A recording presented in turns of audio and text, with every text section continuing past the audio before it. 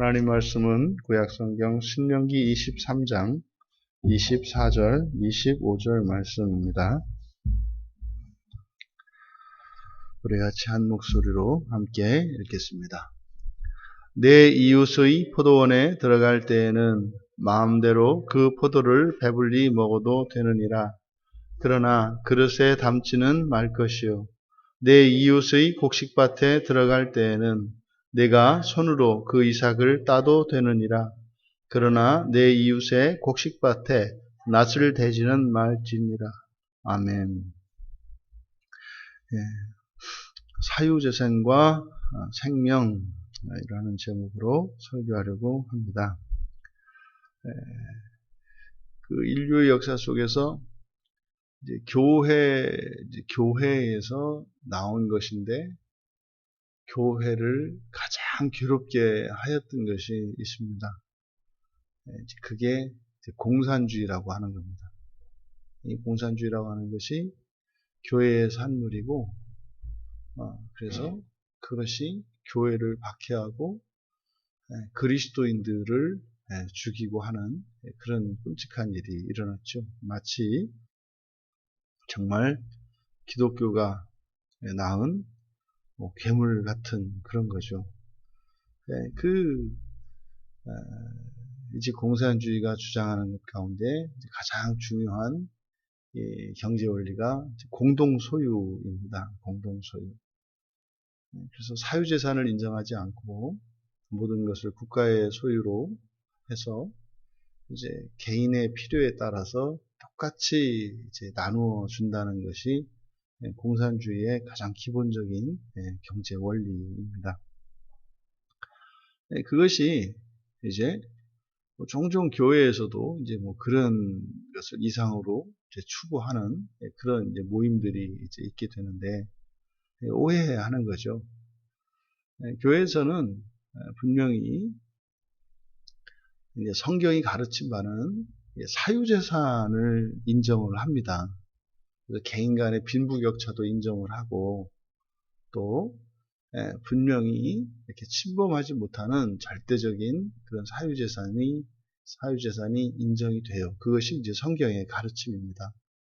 종종 이제 초대교회 때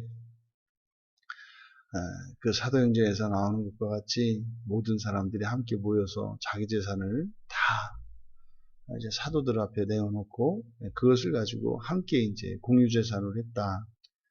그것은 이제 공유재산을 말하는 것이 아니라, 그때는 정말로 전국 각지에서 몰려들었던 사람들이 이제 먹을 게 없었고, 그래서 그때 자신들이 가지고 있었던 것을 다 내어놓고 이제 함께 먹었던 겁니다. 함께 먹고 살기 위해서 이제 그렇게 했던 거죠. 그래서 이 사유재산에 대한 오해는 분명히 이제 우리가 하고 가야 되는 것은 성경에서 빈부격차를 인정한다는 것, 그리고 철저하게 사유재산을 보호한다는 것. 그것은 그대로부터 전쟁에 참여했던 사람들은 이기고 나면은 그 전리품을 나누어 가집니다. 공과를 나누게 되고, 또 전쟁에 참여했던 사람과 참여하지 않았던 사람 사이에는 분명한 차별이 있어요. 이것이 성경의 가르침입니다. 그럼 이제 오늘 우리가 살펴본 성경에서는 이거는 좀 의외죠. 내 이웃의 포도원에 들어갈 때는 마음대로 그 포도를 배불리 먹어도 되느니라. 그러니까 이게 이제 우리나라 옛날에 설이지 않습니까? 설이. 그죠? 내 이웃의 포도원과 수박밭, 딸기밭, 참외밭에 가서 이제 성경을 알고 그랬는지 모르고 그랬는지, 그러니까 포도원에 마음대로 들어가서 배불리 먹어도 된다. 그뿐입니까? 이제 곡식밭에 들어가서도 이삭을 따도 된다. 이게 그래서 마태복음 12장에 그리고 누가복음 6장에 그 예수님의 제자들이 남의 밭으로 들어가서 곡식을 훑던 때가 있지 않습니까? 이제 그날이 이제 안식일이어서 이제 또 이게 문제가 되는데, 따먹는 그것이 그러니까 율법을 따른 거였어요. 그러니까 이스라엘 공동체에서는 이렇게 과일밭이든 곡식밭이든 내 것이든 배가 고플 때, 끼니를 때우지 못했을 때 들어가서 주인 눈치 보지 않고 먹을 수 있었다 이 말이죠. 그러니까 이것은 사유재산을 부인하는 것이 아니라 그것이 생명을 유지하기 위해서는 사유재산보다 그 생명을 유지하는 가치가 앞선다는 거죠. 근데 문제는 남의 재산이고 나의 생명인 겁니다. 그러니까 남의 재산과 나의 생명을 이제 비교했을 때 생명을 지키는 일이 그것이 훨씬 더 우선적인 가치가 우선적이라는 겁니다. 더 크다라는 거죠. 그래서 그 어떤 것보다도 생명보다 더 큰 가치를 가지고 있는 것은 없다. 심지어 남의 재산이라 할지라도 하지만 이것은 지금 재산을 축내는 게 아니라 사실은 뭐 하는 거예요? 생명을 지키는 거죠. 여기서 우리가 잊지 말아야 될 것은 지금 본문에서는 남의 포도원에 들어가고 남의 곡식밭에 들어가는 사람의 입장으로 이렇게 이제 진술을 했어요. 그러니까 내가 배가 고프면 다른 이들의 그 과수원이나 곡식밭에 들어가서 내가 먹으면 되는 거구나 이렇게 먹는 생각을 합니다만 그러면 반대로 다른 사람도 내 밭에 들어올 수 있고 내 포도원에 들어올 수 있다는 것을 생각을 해야죠. 그러니까 다른 사람도 내 포도밭에 들어와서 그냥 먹는 것도 아니고 배불리 먹을 수가 있어요. 이것을 기억해야 합니다. 다만 마음대로 배불리 먹을 수 있습니다. 하지만 그릇에 담지는 말 것이요. 이제 그릇에 담으면 이게 어떻게 됩니까? 이거는 사유재산을 침해하는 게 되는 거예요. 이제 그릇에 담는다는 것은 이것을 가지고 나가는 거지 않습니까? 이거는 사유재산을 침해하는 거예요. 그래서 철저하게 사유재산을 보호합니다. 다만 그 사유재산 제도가 배가 고파서 먹지 못하는 그런 경우에는 없다 이 말이에요. 그런 경우에는. 그래서 가난한 자와 이 사회적 약자에 대한 기본 생활권에 대한 보장이 성경의 가르침입니다. 이것이 가장 기본적인 가르침입니다.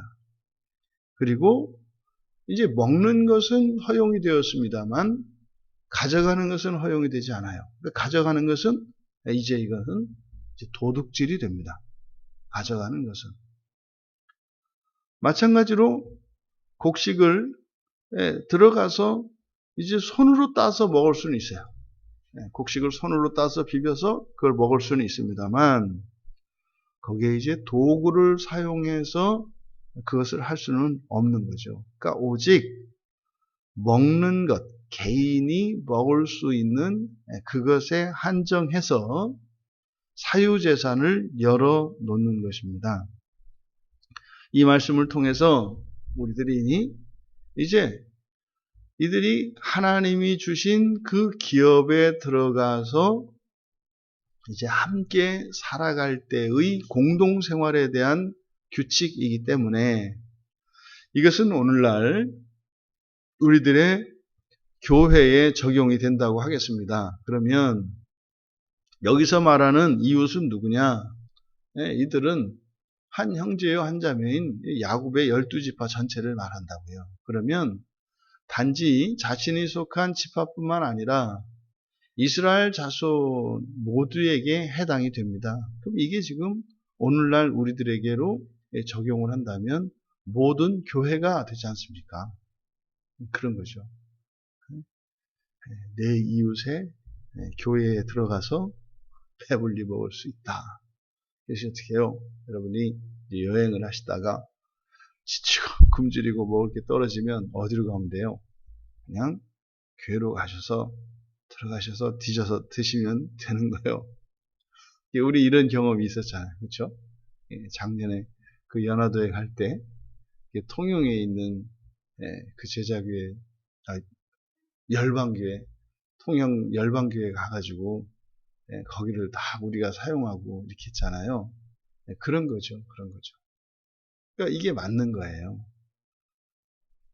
그렇게 했을 때 절대적인 빈곤으로 인하여 정말 심한 경우 세상을 포기하고 또 이런 기본적인 이런 음식을 먹지 못해서 병들고 죽어가는 일은 없어야 되는 거라는 거죠.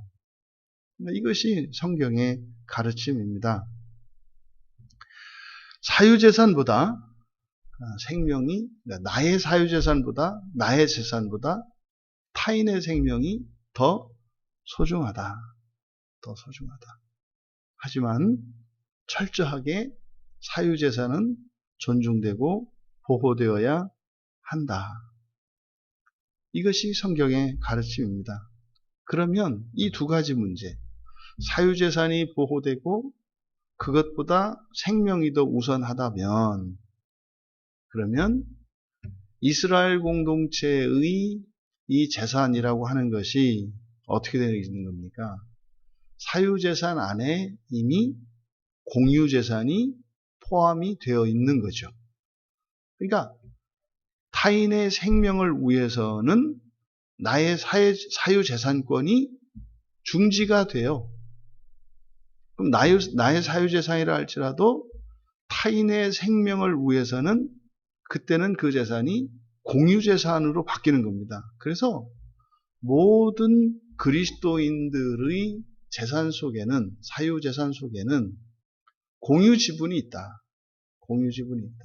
공유재산이 있다. 사실상 이 원칙은 하나님과 우리 사이에도 적용이 되는 거예요.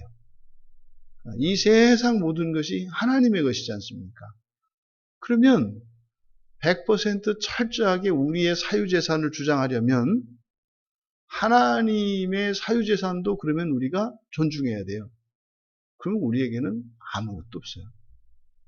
근데 하나님께서 우리에게 이 기업을 주실 때에 하나님의 것 가운데에 우리에게서 일부만, 이게 대표적인 것이 11조죠. 10분의 1에 대해서만 소유를 주장하시고 나머지에 대해서는 우리에게 사유재산으로 주셨어요. 그러니까 원칙은 하나님의 것인데 하나님의 것 중에 공유지분과 그러니까 공유재산과 사유재산을 나누셔서 하나님의 전적인 절대주권 안에 있는 하나님의 사유재산과 또 공유재산 영역을 나누어서 공유재산 부분을 우리의 사유재산으로 주셨어요. 그러면 그냥 10분의 9 되는 것은 우리의 재산입니다. 그럼 우리 각자의 사유재산이 10분의 9인데 그럼 그 10분의 9에는 또 마찬가지로 똑같은 원리로 거기에는 공유재산과 사유재산으로 이루어져 있다는 겁니다. 이것을 우리가 기억해야 합니다. 그러니까 100% 나의 사유재산인 것도 없고 또 100% 공유재산인 것도 없다. 재산은 함께 섞여 있다. 그런데 그 이유가 무엇이다? 바로 생명이다라는 겁니다. 그러니까 하나님과 하나님 백성 사이에 이런 재산의 문제가 절대적인 사유재산과 공유재산으로 되어 있는 것은 생명을 위한 것이고 그 생명은 영원한 생명이죠. 그럼 이제 우리 그리스도인들 사이에서도 바로 이 재산이라고 하는 부분은 철저하게 사유재산과 공유재산으로 함께 이루어져 있는데 그것은 바로 보다 생명을 살리기 위한 것이다. 오늘날 우리들이 너무 지나치게 개인의 재산에 의존하는 삶을 살아가고 있습니다. 근데 그것은 중요한 일입니다. 중요한 일이고 그것은 존중되어야 하고 보장되어야 하는 것입니다. 그러함에도 불구하고 우리들 각자가 가지고 있는 모든 사유재산 안에는 공유재산이 포함되어 있다는 사실을 기억해야 합니다. 이것이 재산에 있어서의 그리스도인의 거룩함입니다. 이 세상의 그 모든 소유는 생명을 위해 있습니다. 생명을 위해 있습니다. 그러니 이것을 확장시켜 적용하자면 교회 안에 어떤 지체가 큰 병에 걸렸는데 치료비가 없어서 치료를 못 받는 이런 일은 있을 수가 없는 거죠. 없는 거예요. 근데 이런 것들이 교회 안에서 지켜지지 않으니까 국가에서 무슨 사회보장제도다. 또 일반 민간 기업에서 보험이다.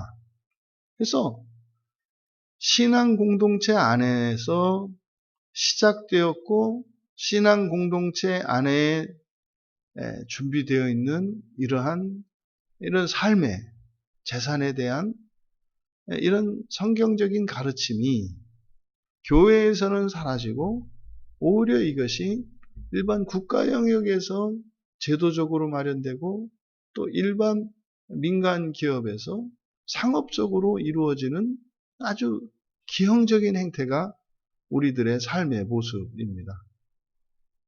분명히 회복되어야 합니다. 하나님께서 영원한 생명을 주신 하나님의 백성들이 이 세상을 살아갈 때 특히 지금은 돈이 최고인 세상이 되었지 않습니까? 돈이면 무엇이든지 다 되는. 그래서 돈이 많아, 예를 들어서 돈을 많이 벌 수 있으면 그것이 가장 사람들이 원하는 일이고 가치 있는 일이라고 하는. 그래서 이 가치가 돈으로 매겨지는 이 시대를 살고 있기 때문에 그래서 이 시대의 가장 큰 우상은 바로 돈이 되는 거죠. 그러면 이 돈이라고 하는 우상을 극복하지 않으면 우리의 신앙은 온전해질 수가 없습니다. 그럼 그 돈의 우상을 극복한다는 게 뭐겠습니까? 그러면 청빈한 삶을 살고 이게 그냥 검소하고 이런 걸 말하는 겁니까? 아니죠. 바로 내가 열심히 일하고 아끼고 저축해서 내가 쌓아놓은 그런 재산이라 할지라도 그것은 공유재산이 포함되어 있고 그 공유재산이라고 하는 것은 신앙 공동체 안에서 함께하는 지체들의 생명을 지키는 일이 그것이 가장 우선하는 것이다 라는 것을 기억하고 그것을 따라 살아가는 것이 바로 그리스도인의 이런 경제에 대한 거룩함이며 이것이 돈을 우상으로 삼지 않고 살아가는 것이다. 얼마든지 여러분의 재산을 합법적으로 그리고 여러분 건강 잃지 않고 여러분의 기본적인 가정생활과 신앙생활을 포기하지 않으면 얼마든지 확장시켜 나가십시오. 얼마든지 모으십시오. 하지만 그것으로 신앙 공동체 안에 있는 이들의 생명을 살리는 일에는 기꺼이 내놓을 수 있어서 이 만몬이라고 불려지는 이 우상에 굴복하는 것이 아니라 오히려 우상을 밟고 서서 그것으로 생명을 살리며 함께 더불어 살아가는 공동체의 원리를 통해서 장차 우리가 완전한 그 하나님 나라에 들어가게 되는 그 원리를 체득하고 우리가 하나님 나라에 들어갔을 때 하나님께서 누리시는 그 기쁨을 누리며 살아가실 수 있는 우리 모두가 되시기를 주님의 이름으로 축원합니다. 존귀하신 하나님께서 주신 기업 안에서 하나님의 백성들이 이제 살아갈 때에 그 안에 이런 개인 간에 또는 지파 간에 또는 집안 간에 이러한 재산의 격차, 빈부격차가 있을지라도 또 철저하게 개인의 재산이 존중된다 할지라도 그 어떤 경우에도 가난하고 돈이 없어서 끼니를 굶어야 하거나 건강을 해치거나 심한 경우 목숨이 죽어나가는 일은 결단코 일어나지 않을 것을 믿습니다.